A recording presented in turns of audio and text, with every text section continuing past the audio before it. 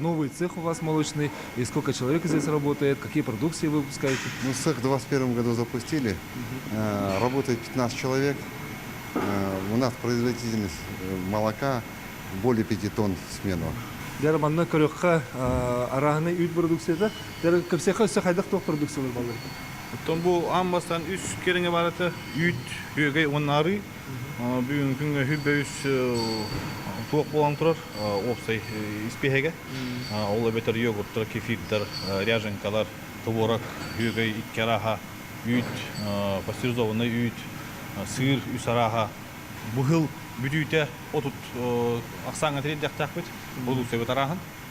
Он хылла қорықтақты күлі етіп. Сыл сұры құлақана өте? Сыл сұры құлақана. Камера созревания сыров. Давайте посмотрим, какой вид сыра. На сегодняшний день мы выпускаем 4 вида сыра. Это полутвердый ленский, сыр качота, сыр мягкий ленский и брынза. Даже брынзу делают. Брынза, да. Они созревают качота 15 суток, а твердый сыр ленский, полутвердый сыр 45 суток созревания. Но мягкий сыр уже поменьше. Брынза тоже где-то до 2 недель созревания. В том году произвели 14 тонн сыра. Мы в этом году тоже планируем такой же.